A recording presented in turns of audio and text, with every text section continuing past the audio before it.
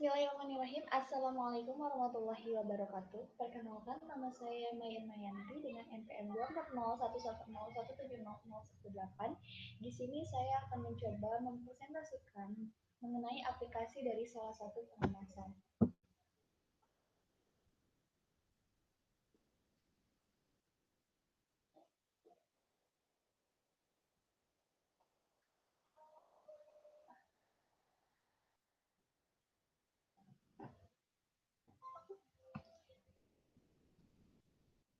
Aplikasi dari pengemasan yang akan saya coba presentasikan yaitu mengenai Modified Atmosphere Packaging. Nah, jadi apa sih Modified Atmosphere Packaging itu? Modified atmosphere packaging pada prinsipnya adalah teknik penyimpanan dengan memodifikasi atau merubah komposisi gas di lingkungan sekitar. Jadi komposisi antara gas CO2 dan O2-nya itu diatur dengan tujuan untuk menurunkan laju respirasi produk, mengurangi kerusakan oleh enzim, memperpanjang umur simpan, dan mengurangi pertumbuhan bakteri. Nah, untuk contoh dari penggunaan MAP sendiri dapat dilihat di sini dia bisa diaplikasikan pada produk daging, pada buah dan sayur segar juga. Nah, apa sih keuntungan dari MAP? Keuntungan dari MAP yaitu dapat meningkatkan umur simpan 50-400% karena MAP ini dapat menekan laju respirasi sehingga dia umur simpannya dapat lebih lama jika dibandingkan tanpa diatur komposisi antara O2 dan CO2-nya. Kemudian produknya dapat didistribusikan pada area pemasaran yang lebih luas. Karena umur simpannya yang lebih lama, maka produk segarnya dapat didistribusikan pada area pemasaran yang lebih luas dengan kualitas yang masih sangat baik. Kemudian dapat mengurangi kehilangan berat dan biaya yang dibutuhkannya tidak terlalu besar. Selain memiliki keuntungan, tentunya MAP ini memiliki kelemahan. Yang pertama, apabila karbon dioksidanya melebihi batas toleransi, maka akan terjadi kerusakan fisiologis. Sedangkan apabila oksigennya kurang dari batas toleransi, maka dia akan mengalami respirasi anaerob. Nah, oleh karena itu, dari MAP sendiri memerlukan kontrol suhu dan memerlukan formulasi gas yang berbeda. Karena seperti yang kita tahu bahwa bahan hasil pertanian itu memiliki sifat dan karakteristik yang berbeda, sehingga konsentrasi dari CO2 dan O2 pun tentunya tidak sama, sehingga diperlukan formulasi gas yang tepat agar bahan yang disimpan dapat memiliki umur simpan yang lebih lama. Kemudian, keuntungan akan hilang jika terjadinya kerusakan atau bocor. Nah, jadi karena MAP ini merupakan pengemasan dengan cara mengatur konsentrasi antara O2 dan CO2, maka jika terjadinya kebocoran, nah berarti kan O2 dan CO2-nya itu tidak terkontrol sehingga akan mengakibatkan kerusakan gitu jika terjadi kebocoran. Nah, kita akan mencoba membahas mengenai penyimpanan buah naga dalam kemasan MAP. Ini merupakan jurnal yang ditulis oleh Sutrisno dan Enggar Galih Nitayani Purwanto pada tahun 2011. Nah, di mana penyimpanan buah naga yang dilakukan oleh Sutrisno dan kawan-kawan ini merupakan pengemasan MAP dalam kemasan pasif, di mana pada kemasan pasif ini itu di awal pengemasannya keseimbangan konsentrasi seimbang antara O2 dan CO2 itu tidak diatur seperti itu. Nah, untuk metode penelitiannya sendiri, kita lihat yang pertama ada pengukuran laju respirasi. Nah, untuk pengukuran laju respirasi ini itu buah naga yang segar itu disimpan pada toples dengan volume 3,3 liter, kemudian nanti dikasih selang untuk mengatur komposisi O2 dan CO2-nya.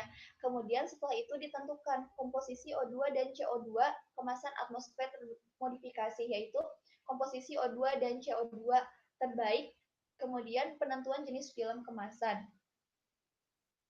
Nah, di sini kita bisa lihat untuk laju respirasi buah naga. Di sini buah naga yang disimpan dalam toples itu pada 3 suhu, yaitu pada suhu 10 derajat Celcius, suhu 15 derajat Celcius, dan pada suhu ruang. Nah, jika dilihat untuk laju respirasi pada suhu 10 derajat Celcius itu yang paling rendah yaitu sebesar 4,15 ml kilogram per jam, dan 3,95 ml per kilogram jam, yaitu dia dapat bertahan selama 24 hari. Sedangkan untuk laju respirasi tertinggi sendiri yaitu pada suhu ruang, yaitu sebesar 16,72 ml per kilogram jam dan 16,75 ml per kilogram jam, di mana buah naga hanya dapat bertahan yaitu selama 6 hari. Hal ini karena buah naga itu merupakan suatu bahan hasil pertanian yang apabila dia disimpan pada suhu yang dingin, maka laju respirasinya dapat ditekan. Nah, sehingga suhu yang cocok untuk menyimpan buah naga yaitu pada suhu 10 derajat Celcius dengan umur simpan yaitu 24 hari.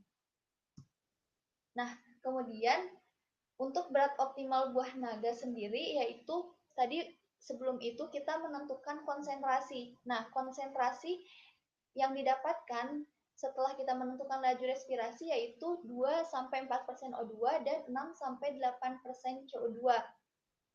Di mana untuk kemasannya sendiri, kemasan yang terpilih adalah kemasan stretch film dan kemasan polipropilene. Kenapa? Karena kemasan stretch film dan kemasan polipropilene ini merupakan kemasan yang paling sering kita temui ada di pasaran.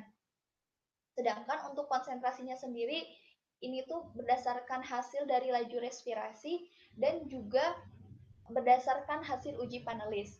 Nah, bisa dilihat untuk berat optimalnya sendiri, jika dibandingkan antara kemasan stretch film dan kemasan polipropilene, kemasan stretch film memiliki berat optimal yang lebih besar jika dibandingkan dengan kemasan polipropilene, di mana kemasan yang stretch film di konsentrasi 8% CO2 itu dia memiliki berat optimal 0,649.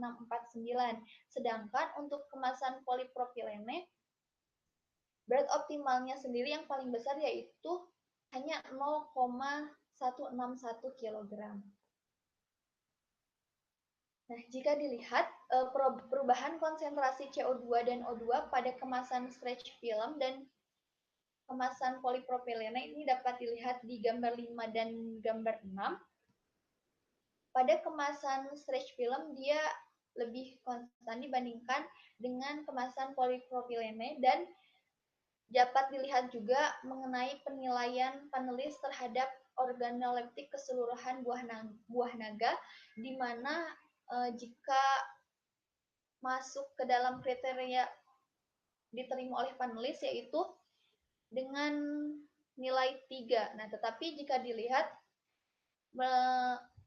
baik yang disimpan di stretch film maupun di polipropilene itu masih belum dapat diterima oleh panelis gitu. Nah, tetapi jika dilihat dari perlakuannya sendiri, film kemasan yang cocok untuk mengemas buah naga sendiri yaitu kemasan stretch film karena dia menghasilkan buah naga yang lebih baik jika dibandingkan dengan kemasan polipropilene, di mana pada kemasan stretch film sendiri tadi bisa dilihat bahwa berat optimalnya yaitu 0,65 kg, yaitu dapat disimpan pada wadah styrofoam dengan ukuran 12 x 18 cm dan dia dapat disimpan hingga hari ke-25 pada suhu 10 derajat Celcius. Nah, selanjutnya yaitu jurnal mengenai penggunaan bahan penyerap oksigen dan etilen pada penyimpanan pisang barangan dalam kemasan MAP aktif. Nah, jadi berbeda dengan jurnal sebelumnya. Kalau misalnya jurnal sebelumnya itu buah naga disimpannya dalam kemasan MAP pasif. Sedangkan untuk jurnal yang kedua ini dia disimpannya dalam kemasan MAP aktif. Jadi bedanya adalah untuk kemasan MAP aktif sendiri, dia itu ditambahkan bahan penjerap lain seperti bahan penjerap oksigen, karbon dioksida, dan etilen. Nah, untuk jurnal ini sendiri dia ditambahkan bahan penyerap oksigen dan etilen. Nah, metode penelitiannya sendiri yaitu ketika pisang barangannya telah dipanen, dia disortasi terlebih dahulu, kemudian ditimbang sebanyak 300 gram, kemudian dia dimasukkan ke dalam wadah styrofoam yang salah satu sisinya dilubangi dan dipasang selang plastik. sebelum dia diatur komposisinya, kita masukkan dulu nih bahan penjerap O2 dan etilennya sebanyak 2% dari berat pisang. Nah, untuk jenis penjerapnya sendiri ada 4, yaitu yang pertama ada serbuk besi berbanding dengan KMNO4, kemudian yang kedua ada serbuk besi berbanding dengan arang aktif, yang ketiga asam askorbat berbanding dengan KMNO4, dan yang keempat ada asam askorbat berbanding dengan arang aktif. Kemudian setelah dimasukkan bahan penjerapnya, kita tutup dengan polietilen, baru kita atur komposisi O2 dan CO2 dalam kemasannya. Kemudian dia disimpan pada suhu ruang sesuai dengan perlakuan. Untuk lama penyimpanannya sendiri, dia ada 4, yaitu ada 5 hari, 10 hari, 15 hari, dan 20 hari. Setelah itu kita melakukan analisa di mana ada 7 parameter yang kita analisa, yaitu ada susut bobot, kadar air, kadar vitamin C, total gula, tekstur, nilai warna, dan nilai organoleptik yang terdiri dari nilai warna dan tekstur. Nah, jika dilihat pengaruh dari jenis penjerap oksigen dan etilen terhadap parameter mutu, untuk susut bobot sendiri, nilai susut bobot yang paling kecil itu ada pada perlakuan 1, yaitu perlakuan dari serbuk besi dengan KMNO4.